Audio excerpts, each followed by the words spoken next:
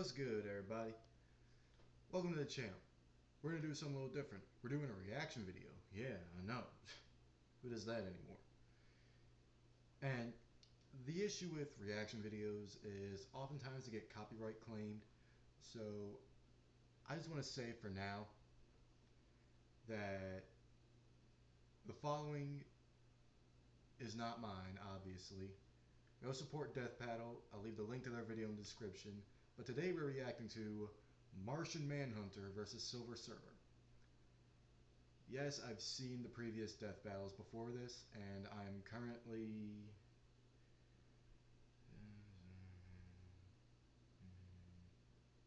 4-1 right now of the new season. I got the last one wrong, and I don't know much about DC or Marvel, but I do know that these characters are hella strong. As for who am I going to pick to win, I know more about Silver Surfer, but that's what scares me, because it's usually the character I know nothing about that wins. I'm going to go with my gut. I'm going to say Silver Surfer. If I'm wrong, I'm wrong. And let me know if you want this format or a different one. Now, this intro's been long. Without further ado, let's do this. Episode of Death Battle is sponsored by Netflix's One Piece and Shady Rays. Go support that. Hey, Rooster Teeth. Martian Manhunter, DC's Space Ranger. The Silver Surfer, Marvel's Sentinel of the Spaceways. The depths of space hold secrets beyond our comprehension, but these sage superheroes have seen more of it than any of us could ever hope to. He's Wiz and I'm Boomstick. And it's our job to analyze their weapons, armor, and skills to find out who would win a death battle. For as long as mankind has looked upon the night sky, the stars have beckoned the brave to search the unknown and explore its endless wonders. Like Dr. Saul Erdell, who's kind of a doctor in the hell kind of name is Saul Erdell? I got nothing. same way Dr. Pepper is a doctor. This guy's got no formal education, but that didn't stop him from messing around with some ancient tech he stumbled upon. He was desperate to live out his boyhood dreams of exploring the cosmos. So with the tech's advanced capabilities, Erdell created a machine that would bring the cosmos to him. And why did he do that? Cosmo, he could. I'll stop. Pointed the machine at Mars, pushed a button, and hoped for the best. And it worked! Erdell summoned a real-life Martian right before his very eyes. So remember, kids, when in doubt, just push buttons. Never fails. The mysterious and powerful alien known as J'onn J'onzz, the Martian Manhunter, immediately started using his incredible powers in front of the Doctor, like mind-reading and shape-shifting. Which was just the tip of Erdell's discoveries. Turns out, Martians have complete control over their bodies and can transform into practically anything, like a freaking dragon, an exact duplicate of Wonder Woman down to her central nervous system, or even a totally generic green monster that loves choco cookies. They can also shoot lasers from their eyes, fire psionic blasts, turn invisible, and phase through anything, even Green Lantern constructs and force fields that Superman couldn't get through. On top of all that, they've got a crazy healing factor. John has regenerated back from a single limb, tiny pieces, or even a puddle of goo. This display of awe-inspiring power overwhelmed Dr. Erdell's poor human heart and caused him to die in the Martian's arms. Damn! Well, at least he accomplished his goal before he bit the red dust, right? Anyway, John used his shape-shifting abilities to hide amongst his new world by assuming the identity of a recently deceased detective named J'onn J'onzz. God, what a crazy coincidence, comic book writer, you clever man. Detective J'onn J'onzz lived a double life on Earth for many years, solving cases and helping as many people as he could from the shadows. But eventually, he stepped out, revealing himself to the world, and helped found the Justice League of America. Was he a part of the OGs? I didn't know that. Guess it makes sense though. Look how young they all look here. Especially Aquaman. Aquaman looks like a damn teenager. And John definitely holds his own in the supergroup. He once pulled the Earth alongside Wonder Woman and Superman, who has stated that of all the beings in the known universe, he would be afraid to fight John. And he should be afraid. Superman wouldn't be the first Kryptonian John has gone toe-to-toe with. He's manhandled Ultraman, who's basically evil Superman from another universe, and Superboy Prime, who can shatter reality with his punches, and is also evil Superman from another universe. So this man, for real, just bodying Kryptonians like that. This is the man who beat Goku. Alright, a Silver Surfer ends up winning this. Surfer stronger than Goku confirmed. Y'all knew that. Anyway, I'm sorry, I'll stop. He took a blast from Asmodel, the king angel from a literal army of heaven. He's held his own against Darkseid, the manifestation of tyranny in the DC universe. And he's fast enough to catch up to Supergirl and Superman, who we know flies so fast he can burst the bonds of infinity. So basically, he's just as strong and just as fast as a bunch of crazy gods and demons. While Jean's strength and speed are obviously very impressive, it's also no secret that his greatest asset is his mind. He's one of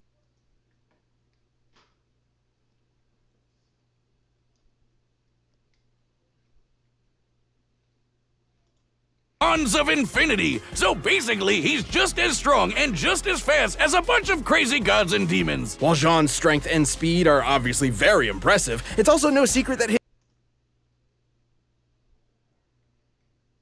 my man into a pancake. What the fuck? That's crazy. his greatest asset is his mind. He's one of the most powerful telepaths in all of the DC universe. He reads minds, duh, but he can also shut them down altogether. And he once made Mr. Plexiglass, Mr. Mixed Pickles. Fuck your name, that's whatever. Anyway, he got him to subconsciously say his own name backwards, which God only The guy looks like Alfred Hitchcock. knows because I can't say it forwards, which canceled out his powers. His psychic defenses were strong enough to protect the Justice League against a worldwide telepathic attack, and his ability to sense people's feelings is so strong, he can feel every sentient being in the entire galaxy. And he once out-thought Perpetua from the Omniverse. Who's that, you ask? Oh, just the frickin' creator of the entire multiverse. She's basically the god of everything. So this man, John's just him. See, don't trust anybody named John. I'm telling you. We're up to something. Jean needed to connect his consciousness with everyone on Earth before Perpetua could catch up. He pulled this off by using his mental abilities within the span of Planck time, literally the smallest possible measurement of time. In the time it takes you to count to 1, Jean could count to 1 and fly across the universe and back over 200 sextillion times. He out-thought God. He's a faster thinker than God. And it didn't end there. John took a punch from her and walked away with just a bloody nose. And when she disintegrated him into basically nothing, he regenerated back. Alright, this guy seems a little overpowered. Like, this doesn't seem fair.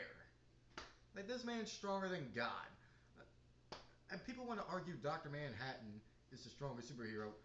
What's Manhattan gonna do against that? You look at him, erase him, and then he just keep coming back. From a hit from God. Batman has said that in order to kill Jean for good, you would have to literally destroy every single atom in his body, one by one. God damn. If I didn't Alright, I take back what I said about the Manhattan thing. That's literally what he's known for. love alliteration so much, I'd say we change this guy's name to Martian God Hunter or something. He's basically invincible, right? Not quite. Jean is not without weakness. He has a very real vulnerability to fire. At times, it has completely overwhelmed him to the point where he loses control of his body. And not just literal fire either. Jean was once tricked into just thinking he was surrounded by fire, and that was enough for him. Even still, Jean has been able to overcome this weakness. He's fought enemies with fire abilities and even taken hits from fire attacks, which leads me to believe the weakness, while potent and still able to cause real physical harm, is mainly psychosomatic. What are you doing? I heard what you said. Weakness to fire is just in your head. See, unlike y'all, I don't run ad blocker so people get their money. I'll be a living god! Another win in the mind column for sure. And to think there's a whole planet of these guys out there. Unfortunately, that's no longer the case. Before Dr. Erdel's strange experiment, Jean's own brother used the Martians' telepathic connection to each other against them, and the entire planet was plagued with Ronmir's curse. As long as they stayed telepathically connected, every Martian was vulnerable to a mental fire that would overwhelm them and burn them from the inside out. So it's a lot like, what's the word I'm thinking of? Like, it's like when you're experiencing something, but it's not actually, I think deja vu? I don't know. If you, type it in the comments if you know what I'm talking about. Which sadly worked very well, because the fear of fire is something Jean shares with his fellow Martians. Centuries earlier, the Guardians of the Universe, a group of immortal aliens who run the Green Lantern Corps, feared that the Martian race could become too strong, so they programmed the Martians with that genetic weakness to fire. Jean was able to survive the fiery curse by cutting off his mental connection to his people, including his family. Unfortunately, his wife, Myria, and their daughter couldn't live with the isolation, and he had no choice but to watch them give in and burn alive. Damn. Racked with grief and survivor's guilt, Jean was left to wander his homeworld all alone. His only solace being shape-shifting into his lost loved ones to convince himself they were still alive. Oh my god! Jesus, John! That is so sad! That pain has undoubtedly shaped who Jean is. In fact, the trauma he held onto so tightly formed a literal spiritual connection with those lost souls. A telepathic connection so strong, it kept them from finding Hurt so bad he turned to Professor X, goddamn. Peace in an afterlife. Let me say that again. His grief and telepathy were so strong, he prevented an entire race of people from moving on to the afterlife. It wasn't until years later that John could return to Mars and release those souls by finally letting go. And not to forget them, but to embrace his new life and his new home, a place he would defend time and time again to make sure the Earth never suffers a fate similar to Mars. To experience all of that, to truly know what it feels like to be alone in the vast universe, but continue to use your wisdom and power to help those in need, is what makes the Martian Manhunter such a noble hero. I'm learning shit. Like, I'm being taught life lessons watching this damn video. I know you hate pausing, but it gets bad. My mic audio isn't the best, and over the video it's not any better, so I'm sorry. On a planet packed with other incredible heroes, Jean really has set himself apart. He's risen through the... Wait a minute. Did I just see... Hero. On a planet packed with other incredible heroes, Jean really has set himself... What the... Who are you? Kratos. What are you doing here? D. Dummy Kratos. We got dummy Kratos right here. I'm about to get flamed in the comments for saying that. But does he not look like Kratos, though? ...self apart. He's risen through the ashes and emerged, the heart and soul of the Justice League. This episode of Death Battle is sponsored by One Piece on Netflix. God damn it, man. You know what? I'll watch it.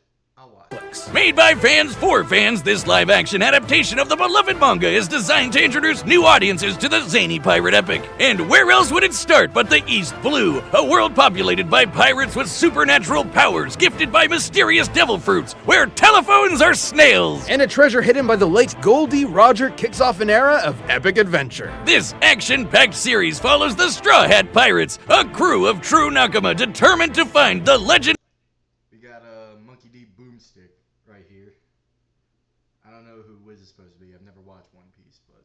Legendary One Piece and live free on the high seas. All the while being chased by the honorable Marines, protecting the waterways from those dastardly pirates. In an ocean of grim and gritty adaptations, One Piece is an adventurous, warm-hearted, binge-worthy island. Series mangaka Eiichiro Oda was involved at every step of the process, which has never been done before in any other live-action manga adaptation. Pirates life for me! Marines stink! Watch One Piece August 31st, only on Netflix.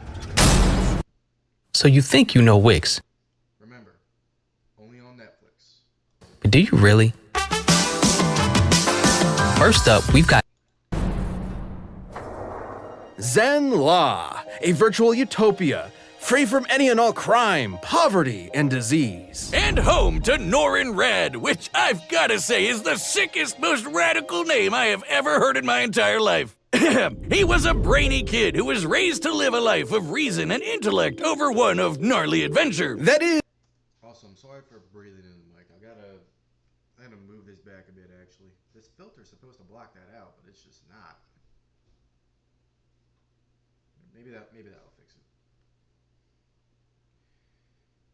it. Anyway, back to the video. is until the technologically advanced society came under threat from the devourer of worlds, Galactus. So Norin struck up a deal with the World Muncher. In exchange for sparing his planet, Mr. Rad offered to leave his home behind, become Galactus's herald, and seek out new planets for him to scarf down. And once Galactus agreed to the deal, he imbued his new herald with the power cosmic, transforming him into the Silver Surfer. An equally tubular name. 2 for 2. Wow, you rarely see it. The power cosmic grants the Surfer near unlimited energy, as well as Alright, I didn't do this for John because I already knew a lot.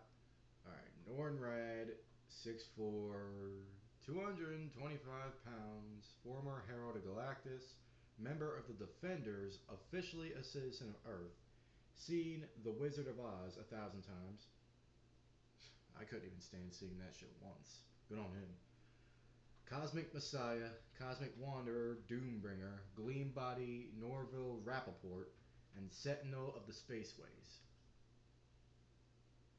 This guy got some cool names.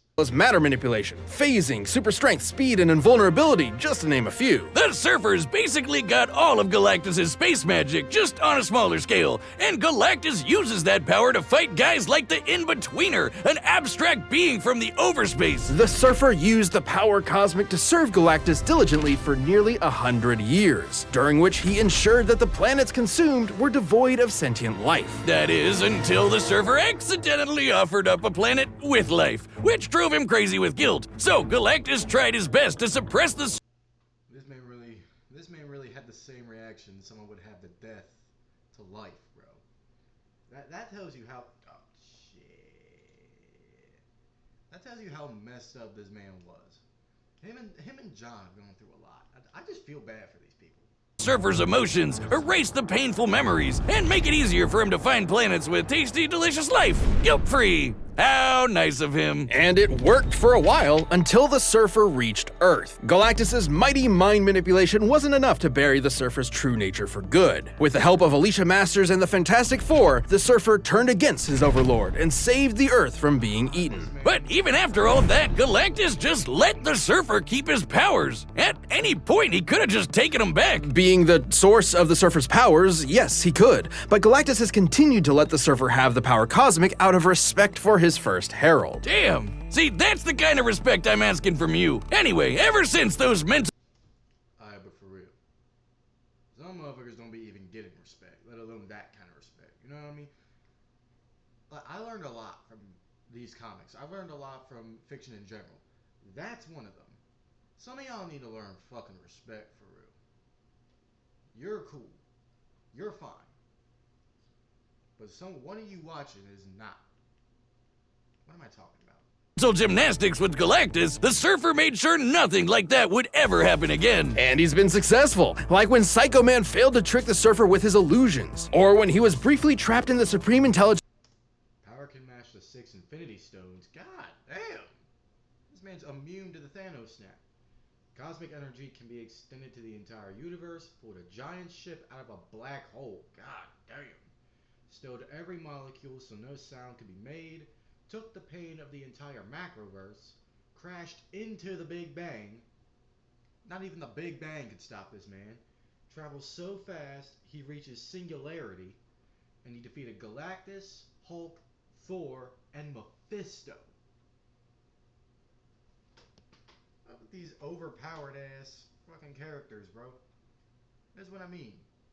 intelligence's mind when it was using the Mind Stone. With some of those mental threats behind him, he could finally take to the spaceways, kick ass, and monologue about the meaning of life in the universe. All of which he's quite The meaning in life is to go out there, make an effort, and eat as much shit as possible. You don't want to die hungry. You'll live to regret it.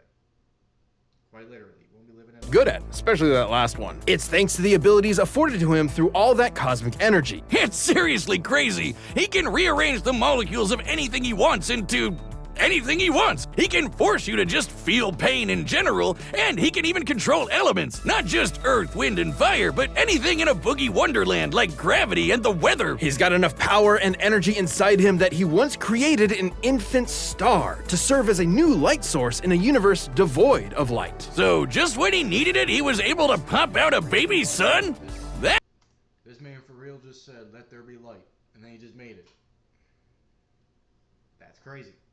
Like this woman said, that's very convenient. That's convenient. That's the power cosmic. But we can't forget about the sick board he shreds the stars with. This thing's basically an extension of himself. He can transform it into a sweet sword or into pure cosmic energy. And if it breaks, he can just form a new one. On his board, the surfer has traveled at incalculable speeds on multiple occasions. He can fly faster than Thor and even once flew so fast he reached the future. Even without his board, This man pulled a flash. Hey guys, I'm in the future. Everybody's dead. he once broke free from energy shackles that would zap away his power within the next nanosecond. Gnarly, brah. He once outsurfed a wave of universal destruction. He had to surf out of all of existence as it was being torn apart. Now, I've seen some choice waves in my day, but if you ask me, that's one too best for watching on the beach with a brew. You're, hitting it real hard with all this surfing lingo. He's honestly not that kind of guy at all. Righteously disagree with you, dude. You are carving up my brainwaves into an A-frame swell that I just can't bail. Dude, I don't like this scientist man's vibe, yo. You're really messing with my vibe, man. Messing up my brain meats. Alright, I'll stop. I will stop. That's Booty 16. I'm waxed, man, waxed.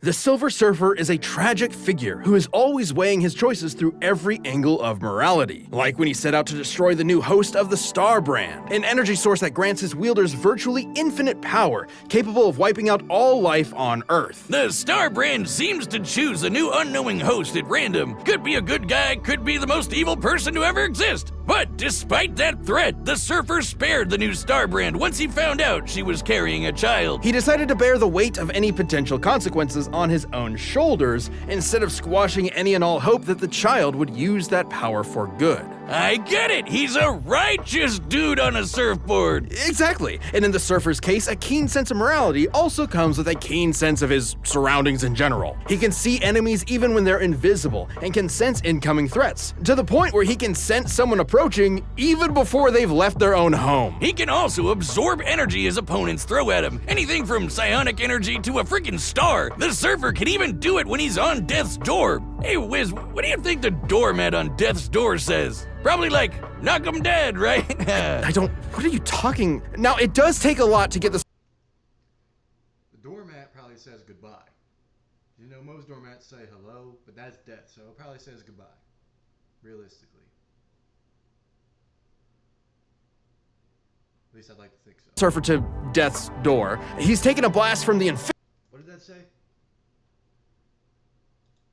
What are you talking? Now, it does take a lot to get the surfer to death's If it's Dream Gray, please use the back engines. Oh, man. door. He's taken a blast from the Infinity Stones, survived being smashed into pieces, crashed into the Big Bang, and played catch with a star. He caught it and then threw it right back at that punk Deadpool. Ha! I hope you like a big ball of gas in your face, you tool! Reed Richards, the smartest man alive, has said that the surfer is probably the most powerful being in all the galaxy. And even after years spent drifting through the galaxy, he's still built strong bonds, like with the Fantastic Four, the Defenders, and with people like Dawn Greenwood. But somehow, he always ends up alone in space, searching for answers, searching for beings that need his help, searching for something that could replace the home that he lost. He's searching far and wide, homes that'll understand the power he has inside. Silver Surfer. Gotta save them All those years ago. Only to be weighed down by the guilt of his servitude and the pain of his sacrifice, which was ultimately done in vain, cause it doesn't seem to matter what the surfer does. Zenla is destined for destruction. At this point, his home world has been destroyed 4 times over. Despite it all, this tragic hero still manages to take everything in stride as he surfs the stars and fights tirelessly to preserve every being's right to live.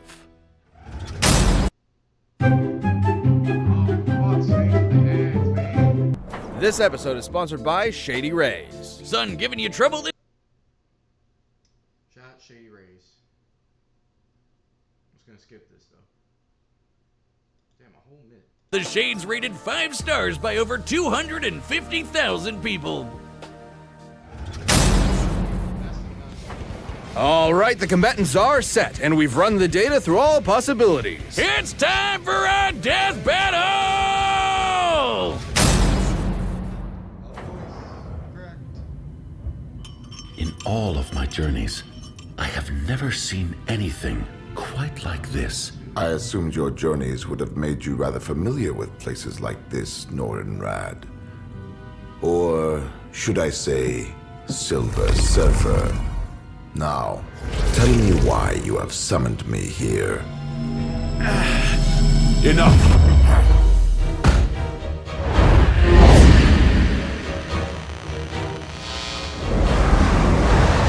What are you hiding?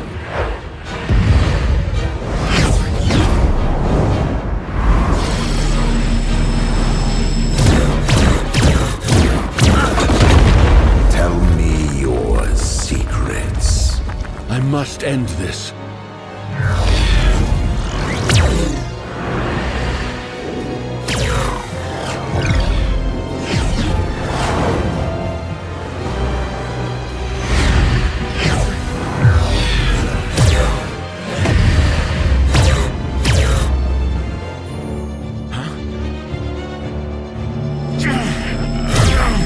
There is no use in hiding.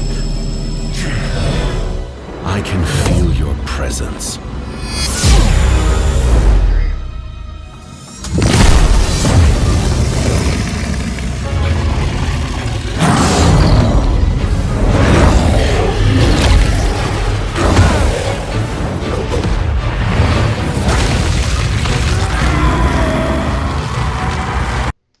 Remember, everybody, ice is strong against dragon.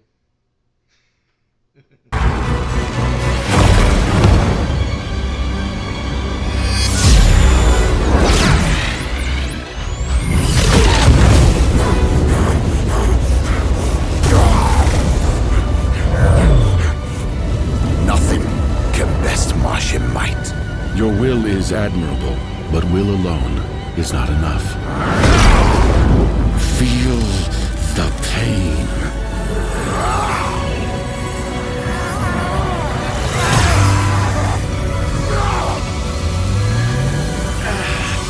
You and I possess the same knowledge. That only one of us can survive, and we know not why. I hope you can live with the uncertainty. Victory comes with no certain satisfaction. I may never know why we were made to fight. If violence is ever truly justified, but perhaps there is something worthy in the battle. Myria. Something beyond my understanding.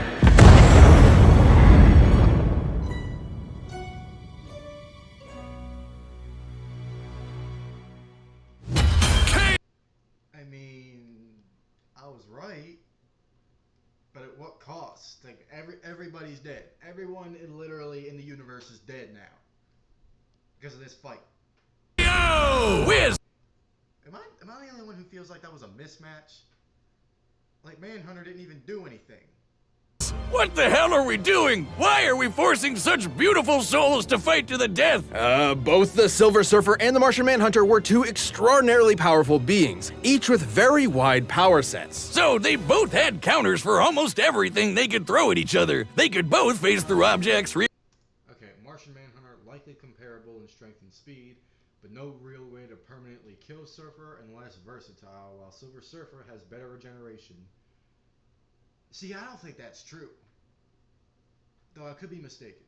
I think he's just more durable. But I don't know. I've never seen him generate. Again, I don't know much about these guys. Could likely resist mental manipulation. Yeah. Power Cosmic offers many advantages. Yes. But his disadvantage is certain powers like molecular manipulation could be resisted.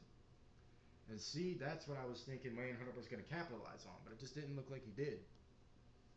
I mean, he did get thrown into the sun, but still. Rearrange molecules and regenerate their own bodies. But arguably the biggest thing on the Martian Manhunter's side was his formidable telepathy. The Surfer has had his memories erased and his emotions manipulated by Galactus, so it would stand to reason that Jean could pose a mental threat to the Surfer. But the Surfer has resisted mental attacks many times. When Psycho Man played on the Surfer's guilt and pretended to be his lost love, the Surfer saw right through it, and he escaped the Supreme Intelligence's mind when it was using the frickin' Mind Stone. These two could have gone toe-to-toe around the universe for a long time, but when it came down to it, the question was, who had the power to put the other down for good? They both have some serious healing factors and have come back from basically nothing. But if ending Martian Manhunter meant destroying his every atom one by one, the Surfer has the means to make that happen thanks to the seemingly endless well of energy that is the Power Cosmic. It's truly an overwhelming source of unlimited power.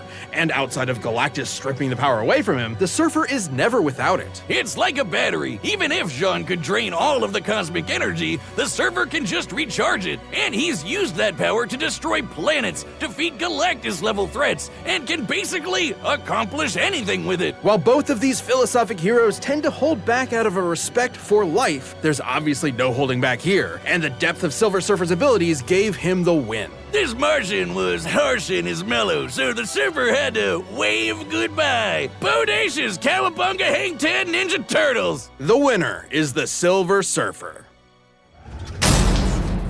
Another victory for Thanks for watching. Stay tuned, we have a new death battle releasing every 2 weeks this year. And click the join button to get new perks and extra content. Planet level members even see death battles before anyone else, so don't miss out.